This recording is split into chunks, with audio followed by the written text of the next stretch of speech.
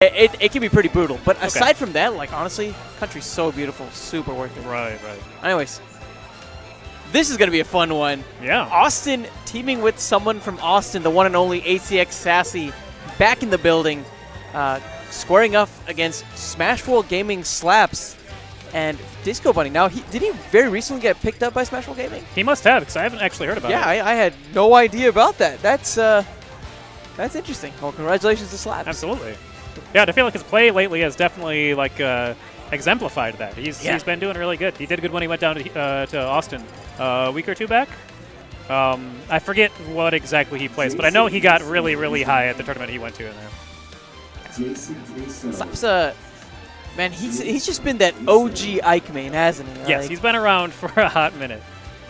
I can't think of a time that I knew Slaps and he wasn't playing Ike, to be honest. Yeah, he played Ike and Brawl. Yeah. So all those years of Ike experience, obviously not entirely the same character, but are there any particular tendencies or maybe some things that you feel have certainly carried over from Slaps' playstyle back in Brawl into this new iteration of Smash? A little bit. I mean, I didn't play against Slaps too much personally head-to-head, but there are some similarities from Ike and Brawl to this game. He doesn't have like the auto-cancel jab that he used to in Brawl, but he's still got, like the aerial spacing. He still hits extremely hard. He's still he's got less landing lag on some stuff, but he moves at about the same pace. So I feel like he's pretty similar in the grand scheme of things. That aerial spacing, like you touched on, is definitely going to be a thing we need to watch out for here. In particular, I love how Slaps at times will utilize these retreating fairs as like a safe-ish way to put pressure onto the opponent. Yeah. Ooh, that down smash reaching through. Very, very scary. That's something Awestin does like to do, using the backside of that down smash to cover the get up in place. It's a pretty scary option, honestly. Almost certainly. And that's going to be the first stock, actually, in this first game. Slash might be meeting a second demise. He's already racked on so much percentage, but Disco not going to give Awestin a chance to go and punish Slaps another time. That's definitely one of the pluses of Sonic in teams. If you, ever separated and want to get next to your teammate, it does not take long at all. Oh, yeah. Sonic can definitely be that character who can just be right there, right next to your side in a moment's notice. Even there, Awestin was trying to rack up some pressure, maybe get some extra percentage with the PK Thunders, and a quick aerial from Disco says, no, Slaps, that's a great trade in favor of Blue. And right now, the stock count actually favoring Blue here for the first time in this game. Yeah, but that back throw, oh no, I actually have enough to survive it. Yeah, if they do manage to take off this stock from Slaps, that up smash reached pretty far behind him. I was kind of impressed. Oh, yeah. But yeah, taking off that stock definitely brings it back to about even. And that up air ending that stock not terribly high either. That's pretty brutal. Blue, the brief lead already eclipsed by Red. What have been the key factors that have made this game so far go the way that it's been going? Mostly just the KO potential. Well, actually, I mean, racking up damage isn't too terribly hard, especially against a character like Rob, against a character like Ike. They're very big, they're very heavy, they're easy to combo once you get their hands on them, but actually ending stocks is the goal of Smash. So if you're not ending it, at a quick pace, your opponent can potentially outpace you, even if you're dealing more damage overall. And I'm certainly surprised by Disco's ability to actually end stocks. I expected that he'd be playing more of the hit-and-run sort of archetype and leaving Slaps to be the one to actually finish these stocks, but he's actually coming in. He's getting a lot of these punishes onto Awestin, and he's actually putting in some work from a KO standpoint as well as a damage and interruption standpoint. Oh, yep. Dash attack not quite enough to finish it, but Ike, he's going to be starting to swing for the KOs now. Got a little bit of a rage on deck, got SaSSy off stage. Don't know about throwing Awestin off stage, though. Definitely could have thrown to his partner. Yeah, maybe set up for a quick team combo instead of... Even just a simple F throw to, have... friendly fire. But yeah, just a simple F throw to make it so Sonic could do a light hit neutral air and push him back into him and get it, up air from Ike.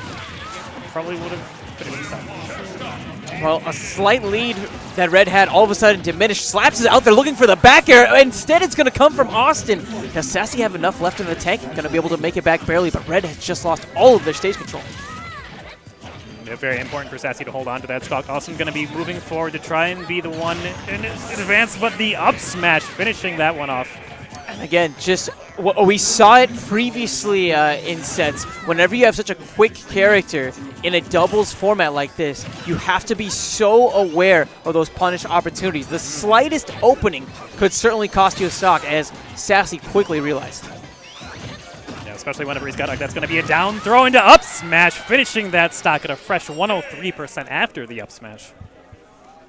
Oh, that's scary stuff. The combos that you get from 2v1s with Sonic down throw are terrifying. And this team comp actually working out very nicely. Initially, when I look at it, I was expecting hit and run from Disco and Slaps being the one who gets most of the finishes. But it's, once again, just to reiterate, it's wonderful to see Disco being able to be that Swiss Army knife here. Yeah, definitely. Definitely filling a lot of roles in the team, setting up for the kills, getting some of his own, playing disruptions to like make it so Slaps lives longer so his opponents can't edge guard him too well. Lots of stuff you want on your team. Yeah. A lot of chaos off the gate. Again, Red, it feels like they lost stage control just momentarily, and maybe a bit longer than that, actually. Blue overall, right now, it just feels like they just feel like they have a quicker pace of things. SaSSy generally will be using projectiles to try and have a semi-safe way of actually contesting some of that stage, but because Disco is so quick, it feels like he's right there with the punishes anytime SaSSy throws out one of those projectiles. Yeah, trying to zone Sonic. You're probably not going to have a good time. Definitely going to have a bad time. And Awestin, ooh, quick to recognize the 2v1, trying to make the most of Slaps being off stage. He's not going to be able to find a punish, though. Meanwhile, Disco. For a second, I was expecting something very Supergirl Kills-esque with the spring KOs, but instead we're going to be seeing a KO onto Disco. That back throw into up air, clean confirmed from the Awestin team. Yep, Slaps trying to get Disco out of that down throw combo, but pretty difficult, especially whenever SaSSy is harassing him as well with projectiles. Yep, like, it would be very, very, very beneficial for Blue Team if Slaps did manage to get some clean hits. That the side B actually killing off the top. Very interesting. Another KO actually in favor of Blue. And again, they're holding on to the stock advantage. Slaps doing a great job of playing stock tank here. He's got to find a way back to center, though. Awestin getting the grab. He wanted it on Slaps. He's going to settle for getting it on Disco.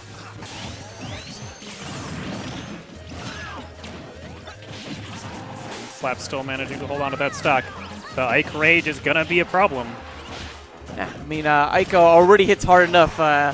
It's so good that they were able to close the stock out there because I would not want to be on the receiving end of any aerial. Absolutely, and especially with this team, since they have Sonic, since they can be setting up for the smashes just like that, could be ending the stats extremely early with that 170 Rage. Now, once again, Blue, a stock advantage. They're hoping to pad that lead. Awestin, 87%. You have to be thinking, when is KO percent whenever you're squaring off against a character like Ike?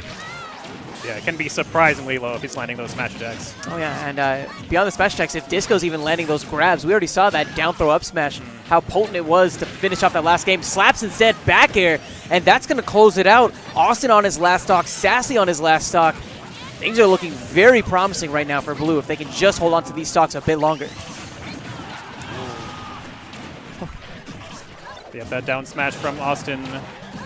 Pretty scary. Once again, since it comes out so fast and so active, like I don't know what the frame is whenever he's released the charge when it actually comes out, but it seems like it's really, really fast and pretty active, so a lot of times it will chew through that very small window of vulnerability on the ledge get up. Ooh, great sequence of aerials. First the nair to take Slaps off, and then the quick falling up air so Disco couldn't punish his landing. Yeah, the Ducks actually took the hit on 2 gyro throws there on the left side. And that's so brutal. Those gyros could have very easily contested some of that stage a bit better, maybe cleared up a landing for Awestin. Instead, it's SaSSy up against the world here. And while difficult, maybe doable if he can rack the percent a bit higher on Disco and then close the stock out on Slaps. Yep, going to be using the spring to try and get a little bit of free damage. Oh, that's not a very good look. Yeah, definitely not. We saw these moments of friendly fire in the previous game as well. Did Slaps just throw this game away for his team? Okay, he still has that percent advantage. It's going to be safe spacing from SaSSy, though. He knows that he does not need to get in on Ike. He can just poke at him with projectiles all day. That's true. I just feel like at times Ike might have some quick advantages. Right there, Slaps cutting through the air with the aerial. Actually putting SaSSy on the back foot again. The Nair will allow him to get onto the stage. But he has to figure out a way to deal with Slaps. He's approaching with these quick aerials to exploit that 45-degree angle, that blind spot that Rob has. Oh, yep, not enough. Safe jab. That affair will be enough. And a magnificent comeback from Awestin and SaSSy to bring this series to Game 3. Yeah, it was very unfortunate friendly fire from Slaps. That definitely was the turning point in that 2v1. Maybe a case of too much bloodlust, perhaps? Perhaps, or maybe he's expecting a little bit too much team coordination, because I think it would have been a decent idea to set up the up smash if, because you cover all the onstage space. If Disco was going to go off stage and try to poke at him underneath the ledge to try and force him to make a decision, then the up smash would have been a great great anvil to hurt him and hammer him onto. But instead, neutral aired and then pulled back onto stage, just barely inside that up smash range. Just a little bit. Yep.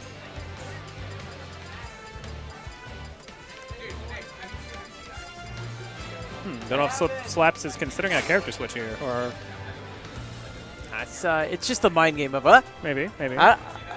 What's that over here? Is it my Ike? Oh wait, no. It's just my Ike again. No problem. Surprise. But I could play Lucario. You never know. Maybe. I don't know that I've seen Slaps play any other character in this game. No, same. He feels like that loyalist Ike name. Right. Yeah, definitely. The ride or die. Man after my own heart. Hey, you do know a thing or two about... I know a thing or two about ride or die. Yeah, especially when it comes to those Fire Emblem characters. So if we're looking at the team comp, what's the optimal counter pick here for Slaps and Disco? It's kind of hard to say. I mean, I think as Sonic, you'd want more room to run around and take advantage of that speed. But on the other hand, any stage you have is going to be hard for Ike to deal. Make it so that Ike has a hard time dealing with the projectiles and the zoning from the other characters, especially from the Rob. Smashville being the final stage that we're going to be going to in this series. And do you have any thoughts on what their thought process was in regards to this stage in particular? And I think it's a fun stage. I mean, it's the quintessential neutral stage. It's it's got room, but not too much room. It's got a platform, but it only comes by every once in a while. So it's very middle ground. And I feel like they played pretty well. If it wasn't for the friendly fire KO at the end, probably would have had the game in the bag. So as long as they just go to a decent stage, it's not too crazy in either direction, and just play well, I feel like they could definitely take it. Yeah. We have to hope that there isn't too much loss of momentum, really, from that last loss either. Obviously, I think it's a really big blow whenever you have a game like that where you're so close to winning and you lose in a fashion like that. It puts you on tilt so heavily. Yes, that will be a question whether or not they can recover from the... I guess straight in Smashville fashion, we're seeing an all-out brawl right now for this center stage. It's just back and forth in terms of who controls real estate. Slaps, though. Huge spike on SaSSy, but Austin's going to return the favor with that back throw. Even stocks and nearly even percents. We could have asked for a closer start to this final game. Yeah, and it's still, neck and neck. Any one swing from many of the characters on screen could take another stock. Oh, yeah. And again, given the bloodlust that we've seen from both parties here. Oh, a little bit too much bloodlust there from Austin. Definitely a rare mistake. Disco following suit as well. I don't even know what's happening. Is there something in the water? Is cabin fever? No, he really just... outbreak?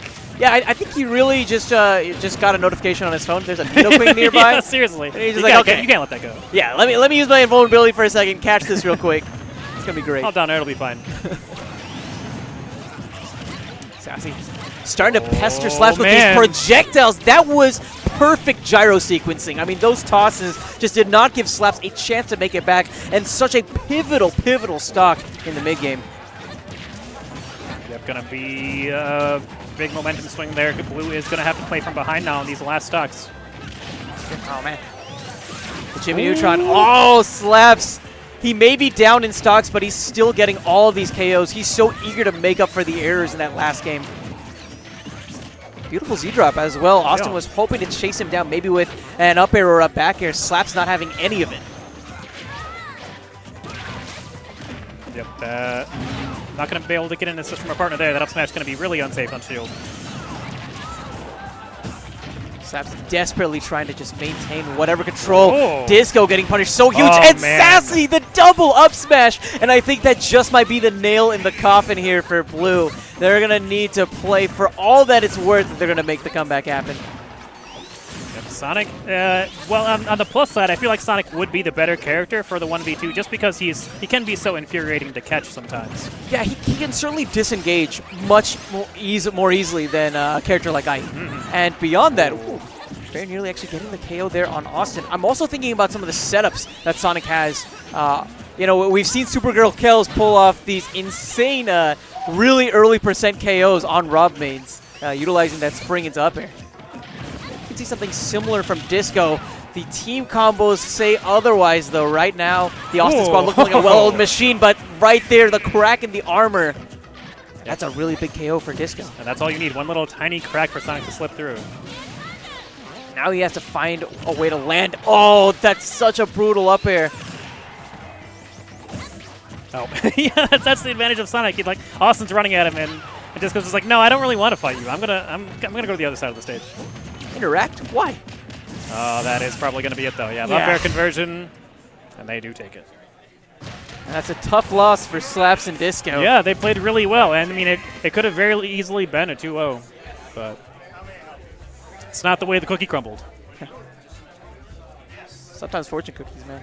You ever have like a fortune cookie that, you know, like most of the times, whenever you open up a fortune cookie, it's always just like, you will find great treasure in your near future. Do you ever have like a pessimistic fortune cookie before? I had a funny one time. I had one that said, "Stop procrastinating, starting tomorrow."